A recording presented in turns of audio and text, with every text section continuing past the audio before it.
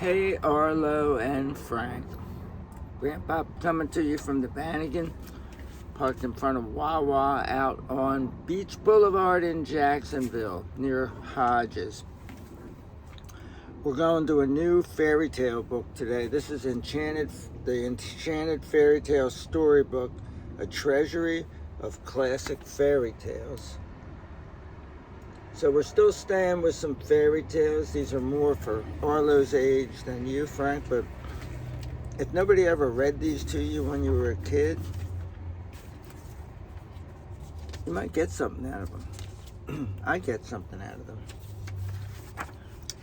And the first one we're going to do today is The Emperor's New Clothes, retold by Diane Stewart's Fairy Tale Classics. Many years ago, in a faraway land, there ruled an emperor who loved clothes.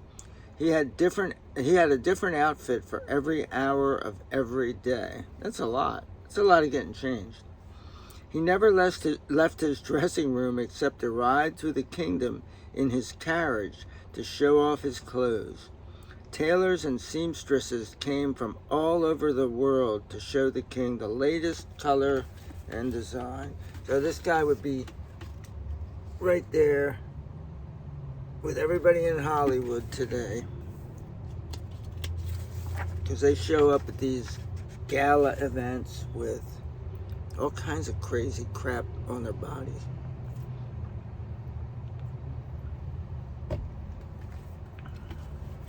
One day, two tricksters came to the palace. They said they were weavers. "Dear Emperor," they said, "we have come to tell you about the most fantastic fabric in the world. It is fine, light, and beautiful, and people who are stupid or unfit for their jobs cannot see it.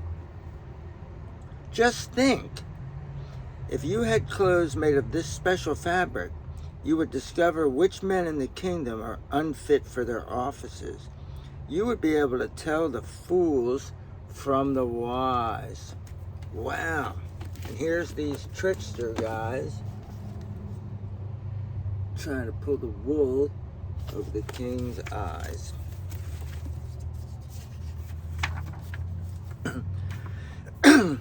"Oh, quite right," said the emperor, and he paid the two tricksters a lot of money in advance to make him a suit of the wonderful cloth.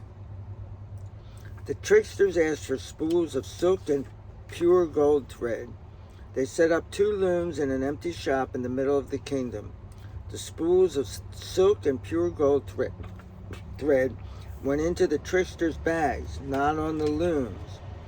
Then the two sat at their empty looms and pretended to weave long into the night. So they took this expensive silk and gold thread, and they just stole it, and they're pretending to use a loom and to weave this fabric. But as you can see here, there's nothing on the loom.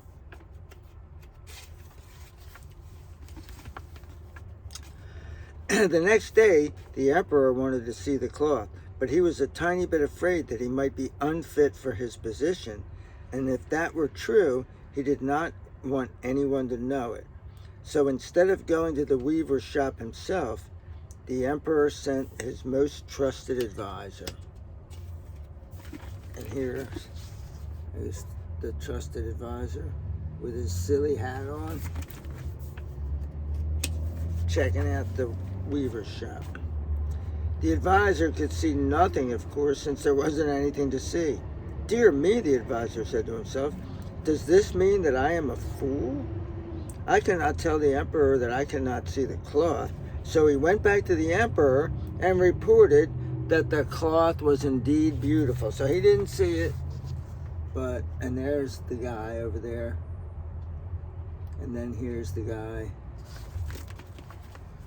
telling the king, like, "Oh yeah, you want to rock this cloth, man, because it's just awesome. It's the bee's knees."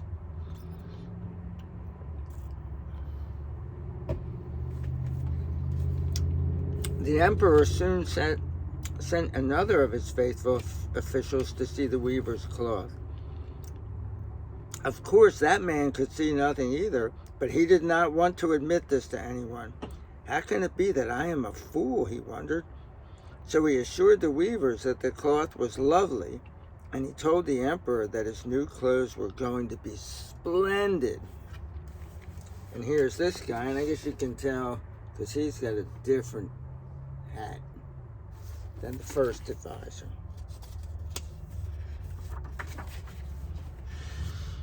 The emperor decided that he wanted to see the magnificent fabric while it was still on the loom, so he called the royal court to go with him to the weaver's shop. The tricksters were working away as hard as ever at their empty looms when the emperor and the royal court arrived. And here they are. The emperor and the royal court are there.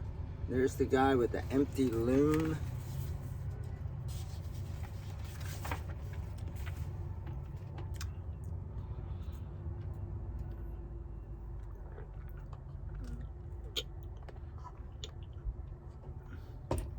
A lot of pictures, so there's a lot of, and there are big words in this, so there's a lot of page turning.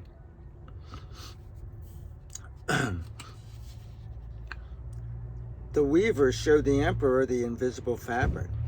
The emperor looked at the weavers and then at the members of the royal court.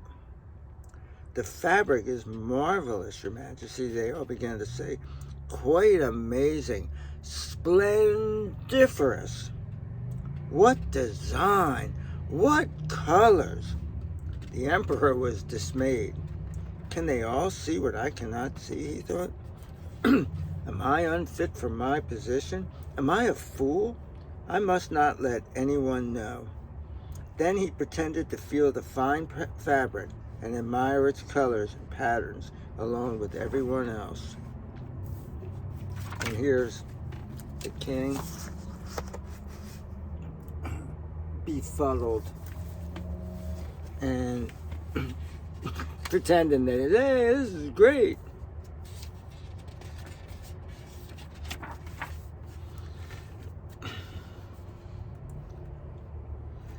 You know, just an aside, but you would think that if you wore it and it was a little chilly outside, you'd go, well, yeah, you know, I'm cold. And you'd see through, no pun intended, you would see through this whole ruse. The tricksters promised to complete the emperor's new suit by morning. Why not have a procession to let all of your subjects see your wonderful new clothes, they suggested. And the emperor agreed. That night, the tricksters burned 16 candles while they sat up and pretended to cut and sew the invisible cloth. In the morning, they took the invisible clothes to the palace. Here is the coat, they said, pretending to hold something up to be seen. These are the trousers, and this is the shirt. And here they are, tricksters tricking, because tricksters play tricks.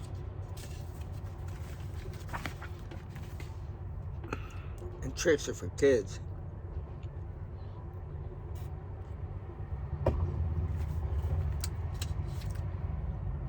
The emperor undressed and put on the new clothes.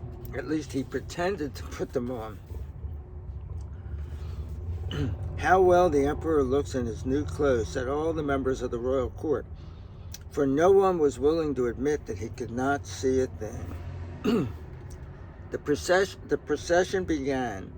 The emperor's chamberlains walked behind him, pretending to hold up the long train of his coat. All the people in the kingdom stood along the roads to see the emperor and his new clothes. How beautiful the emperor's clothes are, said the people as the procession passed by. What a wonderful fit. How elegant. None of them wanted to be thought a fool either. So everybody knows that if you can't see these things, you're a fool. So nobody wants to say that, hey man, you're naked. You got pretend clothing on.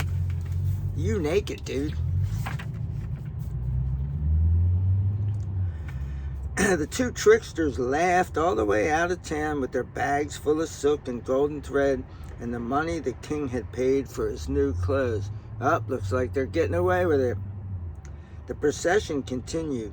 Then one little child pulled on his father's coat and said, "But Papa, the emperor has nothing on." And that's something that we say when a person in power is kind of full of themselves, is we say the emperor has no clothes. It means that they can't see the obvious. So he says, "But Papa, the emperor has nothing on." "Nothing on," repeated the boy's father. "The emperor has nothing on," all the people cried at last. And here's the tricksters going out of town over there, the little guys, and then here's the emperor with the little boy coming up to him, going like, "Dude, you naked." The emperor knew it was true, but the parade continued through the town and back to the palace. What else could he do? He certainly did not want to admit that he had been a fool. Oh, wow. So he says, you're a fool if you can't see it. Or, well, the tricksters convinced him, you're a fool if you can't see it. But he was a fool for buying into the whole trick that they played on him. And they got away. Till next time, peace out, guys.